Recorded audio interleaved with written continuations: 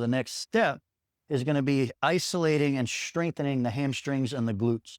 So now we need to go into isolated movements like glute bridges, one leg glute bridges, hip thrusts on a machine, hip thrusts with a barbell, step ups, squats, deadlifts. There's tons of hip hinging movements. Again, I'll make videos for all this stuff. But the idea is we need to get the hamstrings and glutes working again. We need to get them reconnected to where the nervous system can actually control them. It can contract them. It can eccentrically control the tilting of the pelvis, get everything lined back up. So that's the next step, is now we get these strengthened up where now we can physically use those muscles to rotate the hips underneath. So we have this rotation where now we can get the hips back to where they're neutral. Now, once they are neutral, the last step to fixing back pain is going to be putting everything back together. So the integration stage is where we get into more of the compound movements. That's going to be your squats, your deadlifts, step ups, as opposed to just isolating the glutes or the hamstrings one at a time. Now we're going to put everything back together. So essentially we're going to get control to be able to rotate the hips.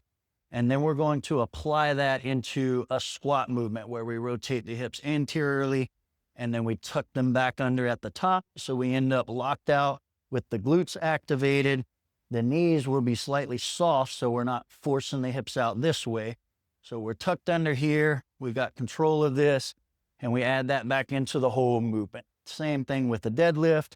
We'll go down here, so it's a hip hinge where the back is straight. We load everything up back here, and then we drive the hips through, lock the hips underneath, so we're getting that rotation. So essentially, we're taking that pelvic rotation and you're applying it to more compound functional movement. Once you get to that stage, most of my clients, by the time we start deadlifting and squatting with weight, there's no back pain left. And from there, we just keep stacking more strength on top of that. Not necessarily with just weight. We'll do more reps. We'll do different variations. Another integration part of that is your actual core work, because again, we've lost control of the core. So we got to add that back in as well. So before we start lifting any heavier weight, we do tons of planks, side planks, different variations of planks, leg raises, anything we can do to start drawing this in, get that core bracing back down and start strengthening up the core. So now, whenever I am going into a hip hinge movement and I'm pivoting here, I've got this locked in and keep that spine straight. And then as we rotate, it keeps me from overextending back here and letting those hips slip out again. So it builds that stability from here, and then that stability comes all the way up, supports the shoulders, the neck, everything else. All right, so that's the step-by-step stages of fixing everything. Keep following along.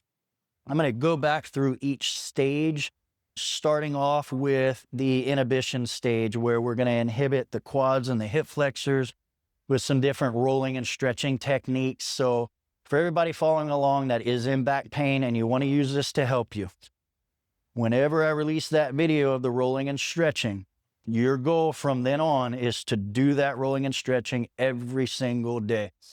And then the next video right after that is going to be an isolation video on the hamstrings and glutes. I'll show you how to isolate the hamstrings and glutes. I'll show you guys some really easy drills that you can do at home, get a couple bands or something like that, so you don't have to have all the equipment. Obviously, if you can get to a gym, there's a lot more you can do with that, but I can show you guys plenty you can do at home that'll help. We'll start isolating that, and then we'll take you into the integration stage after that. So one step at a time, don't rush it. If you're in back pain, you need to be very careful and very patient with your body. Make sure that you're allowing your body time to adjust to a new alignment, because as you start to rotate those hips back under, all the muscles around that need to learn how to work properly again. And I'll take you guys through all of that. So next video I release after this one right here is going to be rolling and stretching the quads and hip flexors, with some little tips on that, on exactly how to do that, how to get into the hip flexors, because it can be a little tricky. That's it, guys. Again, if you got back pain, follow along these videos so we can get you guys feeling better, get you out of pain, and get you moving right again. Y'all take care.